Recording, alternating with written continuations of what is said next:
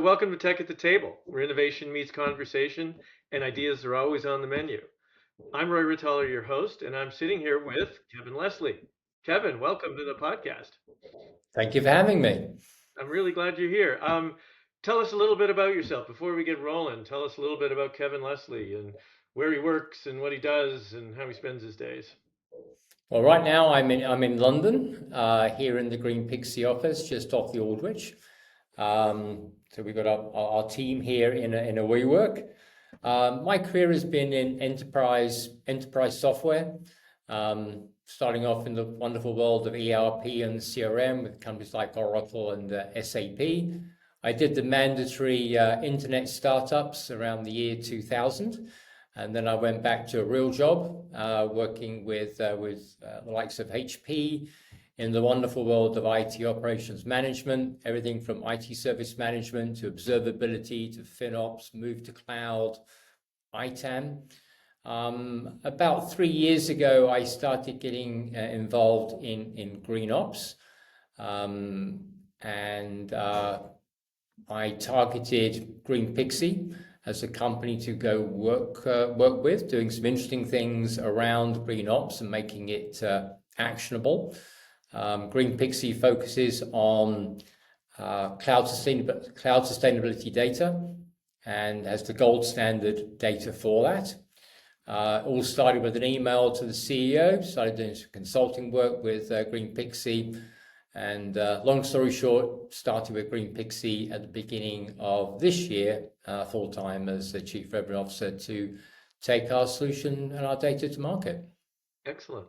Excellent. Quite the arc. That's quite the arc. And you and I have crossed paths in the past, so we don't need to talk about our sordid histories, but let's move forward. So the green market, the sustainability market, green ops, 2024, 2023, very, very, big incline. Things were really moving from a global point of view. Political winds shifted at the beginning of this year in 25. How do you see the market now? I know you travel globally. I know you work with almost everyone in this business. Where's the market sitting right now? So yes, the political winds have changed, particularly in the US over the last months. I would say it's blown the fluff off of ESG and sustainability. So now the focus is on what does it mean for the business. So yes, we want to do things for the planet, moving to net zero. I think we all agree that's a worthwhile exercise, but actually.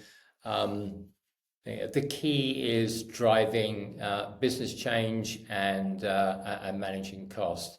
I would say the key area is around cloud. I think the industry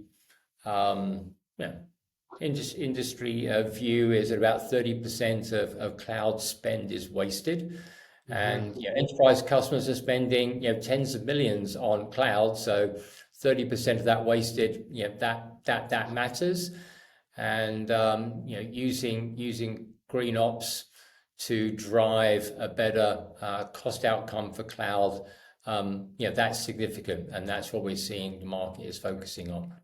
Got it. No, it makes complete sense. I think, and unless you're a cloud provider or you own a back end and you have the data centers, they're growing exponentially. I live in Texas, and the demand for data centers, the expansion of data centers is astronomical right now.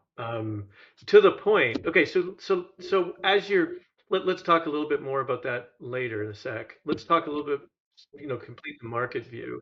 When you look at customers, how do you segment your business? How do you look at the customer landscape? There were big time unicorns back in the day. I live in Texas. It's the home of Whole Foods. I used to work for a green energy company 10 years ago. Okay, so I know a little bit about that space. How do you think about the rest of the market? How do you approach them? How do you think about them?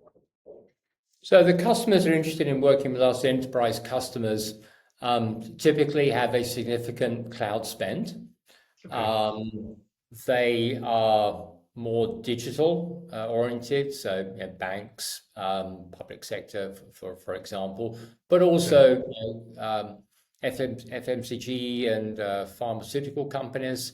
Even though it might be physical products, actually they actually produce digital products with all the tracking and tracing and auditability. So customers that are digital, that are regulated, and those customers who have a European footprint, there is a lot of sustainability data requirements for reporting in Europe, and that applies to companies from the US and elsewhere doing business in Europe, and the large enterprises here in Europe.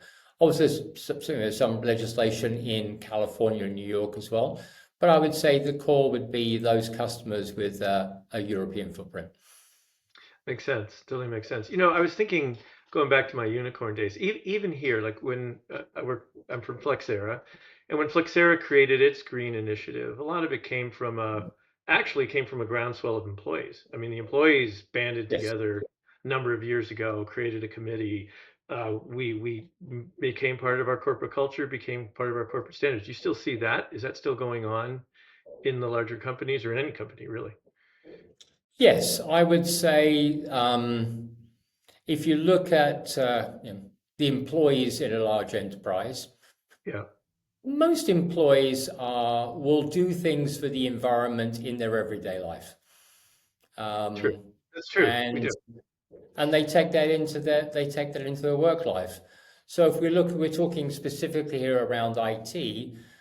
Most of the people making decisions in IT on where workloads are run and how they're run are engineers. Hmm. Engineers, um, they typically don't care so much about cost. They care about product delivery, using great tech, delivering great solutions on time. But these engineers also are people, and they do environmental acts in their own personal life, and they want to bring that to their work life. So if they can do environmentally conscious things in IT that doesn't take them extra time or extra effort, then they will do that, and that's where sustainability and cost, where all that comes together. It's fascinating. Like in a sense, the cost side's on the CFO's desk, and is a CFO issue, and depending on the type of company, but it's a cost issue. And then you got the engineers kind of making the right choices in terms of sustainability. It's an interesting marriage, right? That you might see in your customers. Never Absolutely, yeah.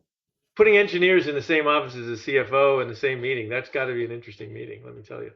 Well, if you're looking to retain engineers and recruit engineers, as we do here at Greenpixie, Hmm. um, they want to see their organization doing green things.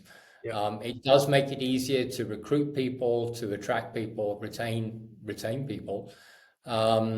So yes, I would say that having a green luster for your organization is important for your employees, and it's important for your customers as well. Yeah, it makes sense. No, it's fascinating. Engineers save the world in a way, and as an engineer, of course, like as an engineer, I care. I'm a weather guy. I have a garden. I do all the things, right? I always have, and it's sort of part of my fabric. And everybody wants the technology that they're working on to have some good, right? Not just be about making money. Different story on the finance side potentially, but in the engineering side, I can totally see that. Do you have any customers that have actually do they build, sustainability into their internal branding? Do they keep their employees more, is it part of their culture? Have you seen that in your customers? Any examples of Yes, that? absolutely. Referring to one of our largest customers in the financial services sector, headquartered Okay. in the US, but global. Um, they set a target to reduce their cloud costs by tens of millions, and to reduce their carbon footprint by hundreds of millions of hundreds of metric tons. So they put those two targets together. Um, they identified they could save an additional 10% of cloud cost by providing their engineers with green data. They've blown away all their targets for this Really? year. So they gave a challenge to the engineers. The engineers drove an extra 10% out based on sustainability and carbon metrics. Right. From an engineer's perspective, it's not my money, but it is my planet. Fascinating. Um, Fascinating. I love that. I love that. Yeah, my sense of it is even if the political winds have changed in the short term here in North America, in the long term, we have a long-term issue. The things are changing. You can argue one way or the other, but there's definitely something coming in the long term that we're going to have to deal with. And, I think in some ways, some companies, do you see a lot of deferring action, or are companies sort of more silently or more determinedly still going after it? Are they continuing to roll forward with this, or are they going to wait and they're going to hit a tsunami later? How do you see that? no, they're going forward, but they're doing it in a way that it has a cost benefit. So, Fair enough. So this you know, marriage of cost and and green is it, right? That's what's doing it. enterprises are all, they are about making profits. And so if you can show how organizations could be more profitable at the same time as doing something for the planet, everybody's a winner. It's a double win, as I think as Gartner coined that phrase, a double win Yeah, of sustainable IT. I would also say, looking at our customers, one of the things that's coming at them very fast is AI. And although it might be a small part of their cloud spend and a small part of their emissions at the moment, working with our customers from a data perspective, they can see this is growing exponentially. One of the customers we're working with, they're seeing cost and carbon was doubling each month. Well, it doesn't take a rocket scientist to work out if it's doubling each month, you've got a big problem coming at you. So customers are looking at sustainability by design for AI, both from a cost perspective and emissions perspective. So a data-driven approach to provide the guardrails and guidance to engineers as to what to run, how to run it, where to run it. and built into the design side. Okay, that is, yeah, I was going to ask you because speaking of tsunami, we know everybody sees, everybody's watching, everybody's experiencing the cost and the overwhelm in the sense of AI taking over so many of our application workloads, so many of our processes, et cetera. One of the things that was interesting, I was watching, as I might do, occasionally we'll watch another podcast and educate myself. The other day I was watching something from The Economist, and it was their energy writer, Vijay Viswaran, who I met years ago when I worked in that green energy startup. And he was talking about geothermal and how geothermal has made major breakthroughs, right? And I don't want to go into the details, but and the main driving the sort of the killer app of expanding geothermal are AI data centers and locating the geothermal plant within a decent reasonable range, always on power. And just so, and Bill Gates is involved in this and so on. Like they're startups, they're becoming real. So if we're going to that length to secure energy and contain cost for AI, it's something that's really coming because none of those things have those are 20-year projects, longer in some cases, and we're seeing that come in the future. How does a regular customer, how does a regular enterprise deal with it? Well, do you have any suggestions for them? How do you think they Well, should do for it? a regular enterprise, I mean, every time it's using more energy, more power, that typically comes with more cost. So things you can do to reduce the electricity and power needed to run what your workloads is going to have it will have a cost benefit. Also mention the water. We also track the water as well, and Okay. obviously there's that is a key issue for data centers is access to water, and the impact on local communities. So, and from a sustainability perspective, being able to track water metrics is also important as well as carbon. Do you think that by tracking it, so with AI exploding, with the ability for carbon and carbon awareness to actually reduce costs, like it'll enhance your cost reduction efforts, um, what's your strategy, or what are you thinking in terms of how the market's going to go around this? There are lots of articles out there, and there's lots of thinking that sustainability could be the thing that puts the brakes on AI and really, really modifies it. Nobody wants that to happen. Everybody wants to use AI to its fullest potential. So how are you thinking about that? How do you go talk to customers about it? What are you hearing from Well, each from an enterprise perspective, they can all do their bit. One that could be beneficial to them as an organization, but collectively that has an overall impact. I would say that the key is, and looking at the FinOps Foundation, there's always stress that you put the data in front of the people making decisions. And that's Mhm. exactly what you need to do with sustainability. So, not those funny people in the corner, not in a separate system, but all in one place. So, an engineer sees the cost and emission data in the same place. You put the data that's needed in the path of the people making decisions. I also say, looking at engineers, and these are often the people making decisions. Yep. What do they do in their spare time? A lot of them game. They're gamers. They game at home, they come to work, and they're gaming as they produce products. Yep. And what does gaming tell you? Well, one of the things you have in gaming is everything's gamified. All the games they're playing at home are gamified. So if you can gamify what you're doing from an engineer perspective at work with green, that's sticky. It makes it work. The adoption of With you. cost programs work a lot better when they're sticky. That example that you said with the 10% productivity increase or the cost decrease. Was there gamification involved in that program? Did they do that, or did they just give them the data and let them run? No, absolutely. They're putting the data in the path of they're putting the data in the path of the decision makers, which are engineers, and Yep. application architects and so on, so they can see at the point of decision um, what's going to be the better way to proceed, and they can see the trends. What we're seeing in some customers is that they will have different teams competing with each other in terms of Mhm.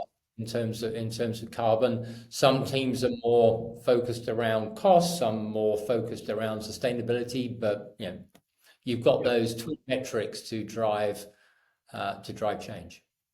There's the other thing. There's a number of customers. They're mostly Europe based, but there's some in the U.S. here who take their and it's the nature of their industry. I know one company, and I know their CTO very well, and they take green initiatives kind of in the core of their business model because they're involved in agriculture, they're involved in water extraction. They have a number of elements to their business that require sustainability. In those kind of Do you see those companies being more or less effective than others? Have they advanced the art in the marketplace, and how have they done that? What can other companies learn from there? I think one thing I'm seeing is that companies can be more cohesive. If you look at Yeah. if you look at IT, it can be fairly divisive. Different groups and factions want different products. Different, they're tied to particular pieces of software Yeah. they've used for the last 10 years or 20 years. Yeah, they're just models. And if you look at IT, they're typically looking to standardize and consolidate. One of the CIOs, global CIOs we're working with, bringing together, centralizing what had been decentralized for a long time. And one of the core principles was aiming at decarbonisation, and it was something all the CIOs from all the various operating units could all coalesce around. Like, this is something we're doing together. It's not something that's owned by one group being pushed everywhere else. This was a this was a lever to get those teams working together on something that was for the common good, rather than proprietary for one particular group. So it can be used to have a more cohesive approach. And quite frankly, people doing green things, it makes you feel good. I It mean, does. we know this from our personal life. If you do things that have a green impact, that's something that you want to, you feel good about. And there's nothing wrong with feeling good. I mean, we need some good news these days, and especially in technology, having something that you do that actually has an impact on your kids and all the rest of that.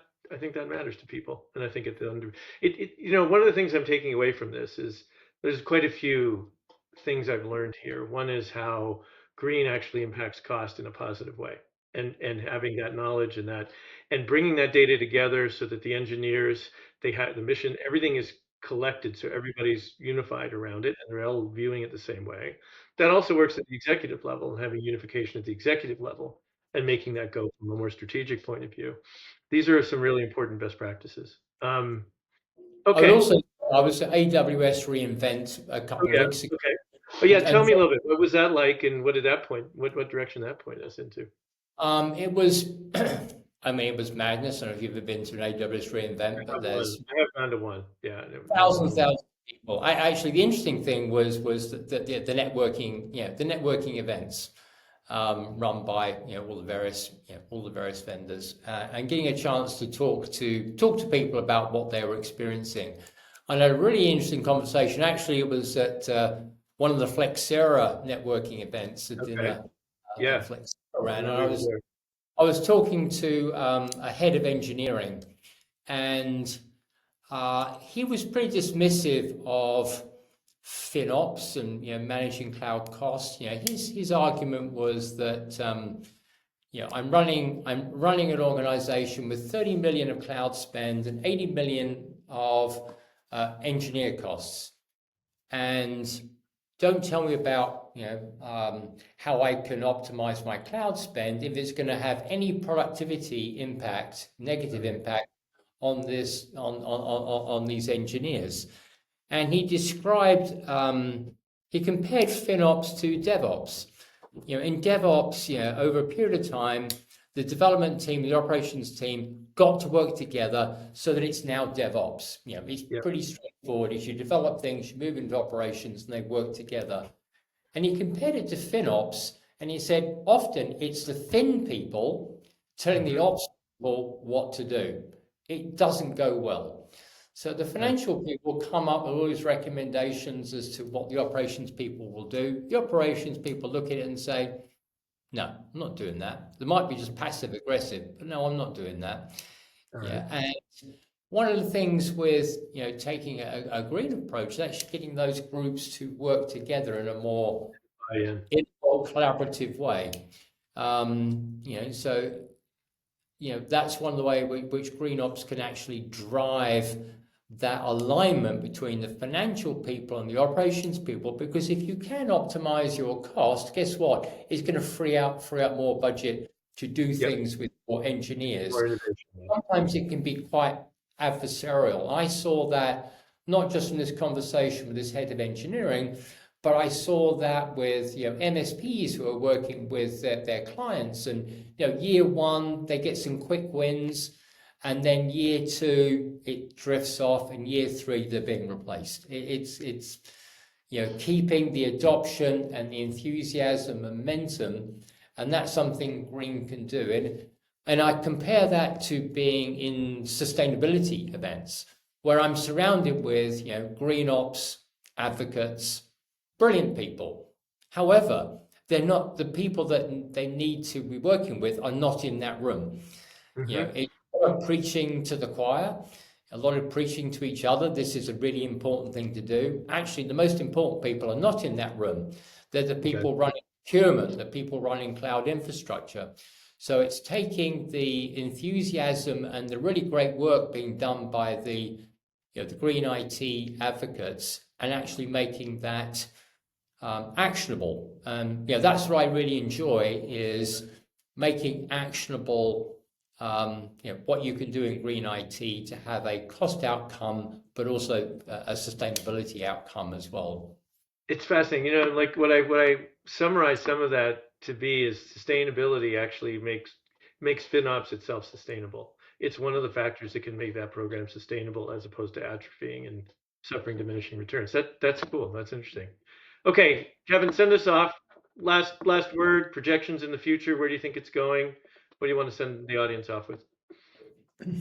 I think, as I mentioned, AI is taking off. Every conference I go to, including AWS reInvent, even the Green IO conference in Paris, there's a whole chunk on AI.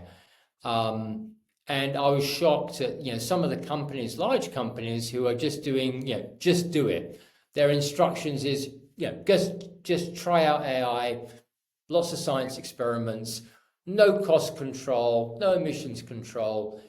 it reminds me of when cloud first started, and it's like you move to cloud, your problems go away. Well, guess what? They didn't, and that's why you got a FinOps movement. Well, AI is doing that on speed. So I think AI and the need for sustainable AI, both from a cost perspective and emissions perspective, is going to supercharge what we're doing in green IT. And certainly from a Greenpixie perspective, yeah, we're working with our customers to not only manage uh, all the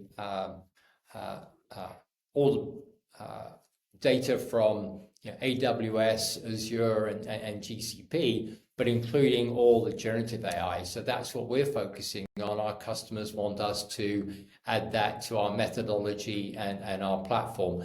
I think sustainable AI is going to supercharge what we're doing in GreenOps, and it's going to supercharge what happens in FinOps as well.